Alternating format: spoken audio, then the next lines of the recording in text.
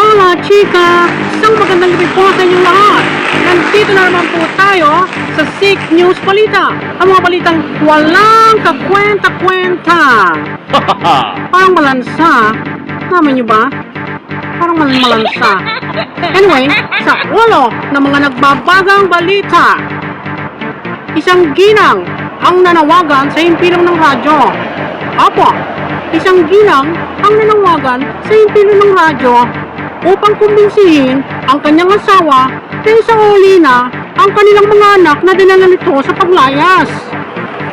Ayon sa ginang, asawa ko, isauli mo na yung 6 nating anak.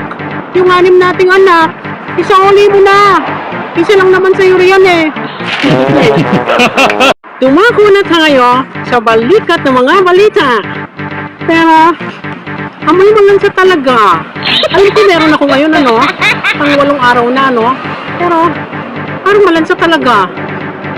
Anyway, dumako na tayo sa balikat ng mga balita. 3 bansa ang naglaban sa patigasan ng ulo.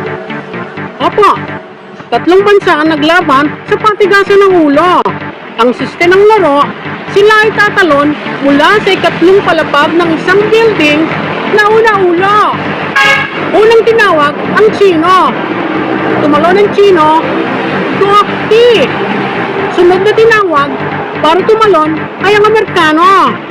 Tumalon ng Amerikano, una-ulo, Gokti. Ang huling kalahok ay ang Pilipino. Mahigit 2 beses tinawag para tumalon, pero hindi siya tumalon. Kaya siya ang nanalo sa patigasan ng ulo. Dumako na tayo sa balakang ng mga balita. Excuse me po, ang jowa.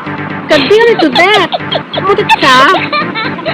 Anyway, dumako na tayo sa balakang ng mga balita. Isang aita na babae at lalaki ang hinuli ng pulis habang patuloy na naglakad habang tumutugtog ang pambansang awit.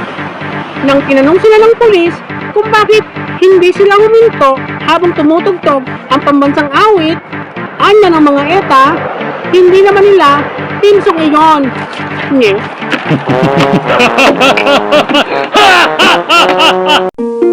At bago tayo magtapos, shoutout muna. Hoy, mga kababayan ko dyan sa abroad, especially yung sa Iran, lagi kayo mag-iingat ha. Magdadasal kayo para lagi kayong gagabayan ni God. Ha? Muli, ako po, si Delicious Delilah, short for Didi, na nagsasabing, ngayon, bukas, mamaya, luluhod ang mga tela. O diba walang connect? Bye-bye. Lansa talaga, no? Saan kaya yun? Hi. Nathan Banaria, may kwento sa kalsada, may asaran, may tawanan, walang makakatulad sa kanya. Sa balitang kalokohan, saya't tawa ang hatid sa lahat. Nathan Banaria, bida sa bawat balita.